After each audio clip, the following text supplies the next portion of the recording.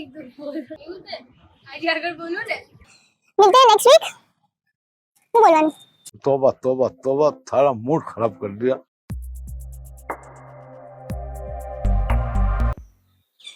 One of the best thing in life is कि हमें जब जब जो भी चीज की जरूरत पड़ती है ना, वो तब तब हमारे साथ होने लगता है।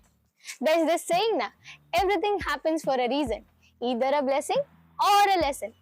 तो शायद अगर आप ये वीडियो देख रहे हो तो मे बी उसी रीजन की वजह से। अब आप में से बहुत से ऐसे लोग होंगे जिनको ऐसा लगता होगा कि जो भी आप हमें इंफॉर्मेशन दोगे वो हमें पहले पता होती तो हमारे कुछ काम की होती या फिर हमारे लिए बहुत ज्यादा यूजफुल होती, पर ये बिल्कुल गलत है। क्यों? क्योंकि शुरुआत करने की कोई उम्र नहीं होती। कहते हैं ना, देर आए दुरुस्त आए, it's better late than never. तो आज से शुरुआत करते हैं कुछ अपनी, कुछ डैरेन हार्डी की बात करते हैं। जी हाँ, आपने बिल्कुल सही सुना, डैरेन हार्डी। इनकी ये जो बुक है द कंपाउंड इफेक्ट, इसमें उन्होंने बहुत से ऐसे छोटे छोटे तरीके बताए हैं कि जिस पर आप काम करके अपनी लाइफ को और भी ज्यादा बेटर बना सकते हैं। फिर चाहे वो आपके रिलेशनशिप्स हो, आपकी सक्सेस हो, आपकी पढ़ाई हो या कोई भी एरिया हो। अगर आप अपनी रोजमर्रा की लाइफ में अगर छोटे छोटे बदलाव लाए तो आप अपने बेटर वर्जन को देख सकते हैं, यानी आप अपने फुल पोटेंशियल तक आ सकते हैं। अब ये सब होगा कैसे, तो मैं आपको बताऊंगी with the help of this book. यहाँ पे मैं आपको एक चीज बहुत क्लियर कर दूं कि मैं आपको कोई सीक्रेट फॉर्मूला नहीं देने वाली, कोई सीक्रेट स्ट्रैटेजी नहीं देने वाली। क्यों? क्योंकि सक्सेस का ना कोई सीक्रेट फॉर्मूला अब रहा नहीं है सीक्रेट जैसा, क्योंकि आपको बहुत सारी बुक्स मिल जाएंगी, ढेरों यूट्यूब वीडियोस मिल जाएंगे जो आपको ये चीजें बताएंगे। मैं आपकी किस तरीके से मदद करूंगी, मैं आपको दूंगी स्टेप बाय स्टेप गाइड कि आप इसको अप्लाई किस तरीके से करेंगे अपनी लाइफ में। ठीक है, डिफरेंस क्या होता है, हमें नॉलेज हर चीज का होता है, पर हम अगर उसे अप्लाई करें तब जाके वो हमें रिजल्ट देगा। हर वीडियो के एंड में मैं आपको कुछ टास्क दूंगी जिसको आपको एक वीक के अंदर खत्म करना होगा और हम मिलेंगे अगले हफ्ते। तो without getting late, let's get started. आप में से बहुत सारे ऐसे लोग होंगे कि जिनको कंपाउंड इफेक्ट का मतलब नहीं पता होगा। मैं आपको बहुत सिंपल भाषा में समझाती हूँ।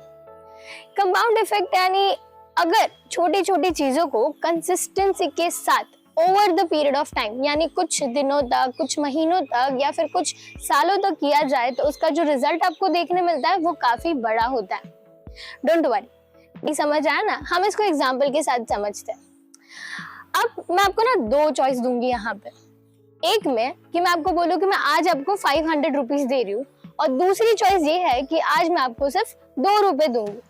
पर डिफरेंस क्या है, ये जो 2 रुपए है वो हर अगले दिन डबल हो जाएंगे, और ये पैसे मैं आपको दूंगी टोटल 10 दिनों के बाद।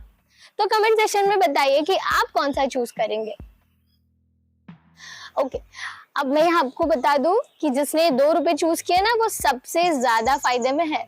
ये कैसे?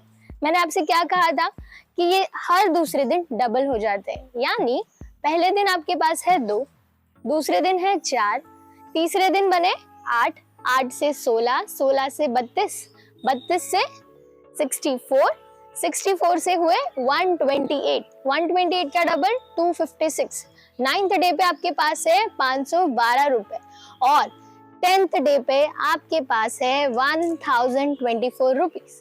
तो आप देख सकते हो कहाँ ये 500 की वैल्यू है और कहाँ ये 1024 की। तो इस इफेक्ट को हम कहते हैं कंपाउंड इफेक्ट। ये आपकी लाइफ में हर एक जगह अप्लाई होता है। आप मानो या ना मानो, आपने कभी नोटिस किया होगा या नहीं, पर दिस इज द ट्रुथ। दूसरा एग्जांपल मैं आपको समझाती हूँ। चलिए, 3 दोस्त हैं। अब ये तीनों की सैलरी एक जैसी थी, तीनों ही एक ही ऑफिस में काम करते थे। पहला जो दोस्त था वो अपनी लाइफ में कुछ नहीं करता था, सिर्फ कंप्लेन करता था कि यार ये सही नहीं है, वो सही नहीं है, ये सब ठीक है। दूसरा जो फ्रेंड था उसने क्या सोचा कि मैं अपने लाइफ को और ज्यादा बेटर बनाना चाहती हूँ, तो उसने डिसाइड किया कि मैं हर रोज दिन के सिर्फ 10 पेज पढ़ूंगा एक बुक के, सिर्फ 10 पेज, और 30 मिनट्स के लिए किसी भी मोटिवेशनल स्पीकर को हर रोज सुनूंगा। उसने ये कंसिस्टेंसी के साथ वो हर रोज करता था। और तीसरा जो फ्रेंड था भाई, वो तो बड़ा शौकीन था, उसने बिठा ली लायबिलिटीज। अब लायबिलिटीज का क्या मतलब होता है? लायबिलिटीज यानी अगर आप किसी चीज को ले लेते हो तो वो आपको कोई प्रॉफिट नहीं देता है, बल्कि आपके पैसे और उसमें इन्वेस्ट होते चले जाते हैं। फॉर एग्जाम्पल, आपने अगर एक कार खरीदी है, अब कार खरीद ली तो वो पानी पे नहीं चलेगी, उसमें आपको पेट्रोल डालना पड़ेगा, हर महीने उसकी सर्विसिंग करवानी पड़ेगी, उसके अंदर अगर कुछ भी मैन्युफैक्चरिंग डिफेक्ट हुआ तो आपको उसको सही करवाना पड़ेगा। यानी अगर आप कार लेते हो तो उसे आपको मेंटेन भी करना होता है, इसे हम कहते हैं लायबिलिटीज। अंडरस्टैंड? अब इन तीनों दोस्तों का अगर इवैल्यूएशन किया जाए 2.5 साल बाद, तो रिजल्ट क्या आया? जो फर्स्ट फ्रेंड था उसने तो कुछ नहीं किया था अपने लाइफ में सिवाय कंप्लेनिंग के, तो उसके लाइफ में कोई मेजर चेंज नहीं आया, बस उसकी जो कंप्लेन करने की आदत थी वो बढ़ते चली गई। दूसरा जो फ्रेंड था उसने सोचा ना कि अपनी लाइफ में चेंज लाए, तो 2.5 साल में उसने तकरीबन 50 बुक पढ़ चुका था और बहुत सारे मोटिवेशनल स्पीकर्स को वो सुन चुका था। इसकी वजह से उसका जो नॉलेज था वो बढ़ता गया, उसका जो कैरेक्टर था वो इम्प्रूव होता गया, वो लोगों के साथ ज्यादा कनेक्ट होने लगा, उससे अपने अंदर एक सेल्फ कॉन्फिडेंस फील होने लगा। और तीसरा जो फ्रेंड था ये तो पूरा का पूरा डेप्थ में चल रहा था, यानी पूरा घाटे में। क्यों? क्योंकि उसने लायबिलिटीज बिठा ली थी पर उसे वो मेंटेन नहीं कर पा रहा था। तो compound effect can work for you and can work against you. Decide आपको करना है कि आप उसे किस तरीके से अपने लिए काम करवाओगे। अब हम ना कंपाउंड इफेक्ट को और ज्यादा डेप्थ में पढ़ेंगे, तो हम कहते हैं रिपल इफेक्ट। पहला जो है वो है रिपल इफेक्ट। रिपल इफेक्ट यानी, ठीक है, हम पहले रिपल को समझते हैं।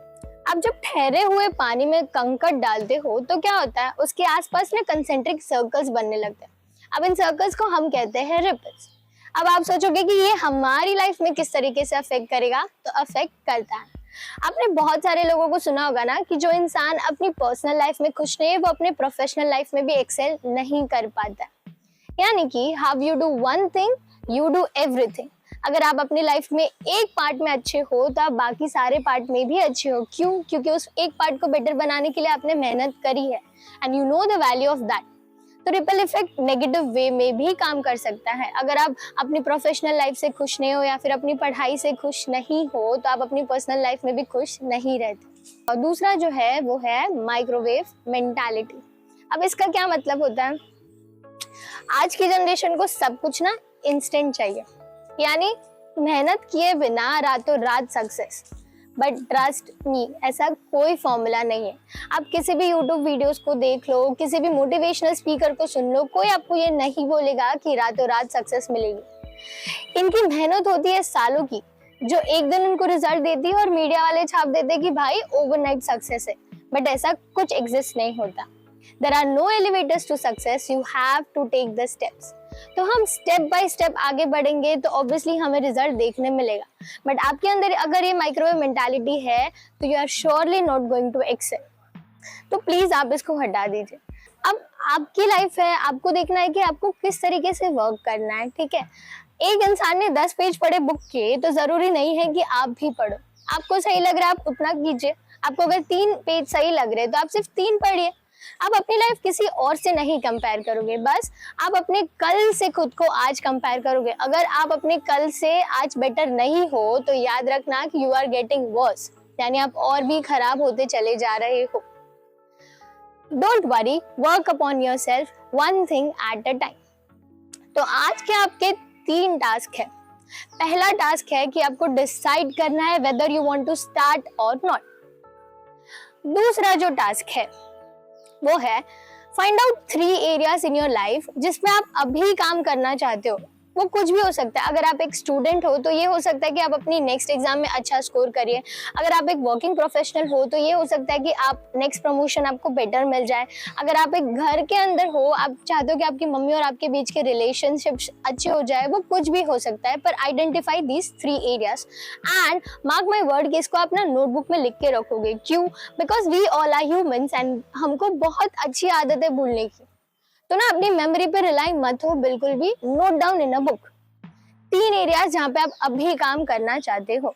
आपका जो तीसरा टास्क है वो ये है कि आपको अपने लाइफ के 3 ऐसे एरिया निकालने हैं जहाँ पे आप ऑलमोस्ट सक्सेसफुल होते हैं। हर बार जीतना तो पॉसिबल नहीं है, पर ऑलमोस्ट 80% ऑफ टाइम्स आपको उसमें सक्सेस मिली है। वो कुछ भी हो सकता है, डांस, सिंगिंग, लिटरेचर या फिर पब्लिक स्पीकिंग हो सकता है, कुछ भी हो सकता है। ये आपको पता किस तरीके से चलेगा? अपने आसपास के लोगों से, कि आपको बहुत ज्यादा अप्रिशिएशन किस चीज के लिए मिलती है, खाना अच्छा बनाती है या फिर बोल अच्छा पाती है, कुछ भी हो सकता है। तो इसको भी आप एक बुक में नोट डाउन करके रख दीजिए। अब ये तीनों टास्क है, इसके आंसर्स आप मुझे कमेंट करके नीचे बताइएगा, because you can not rely on your memory. आप नीचे कमेंट करके मुझे बताइएगा। Thank you for watching this video. अब मिलते हैं नेक्स्ट वीक कुछ ऐसी बात लेकर।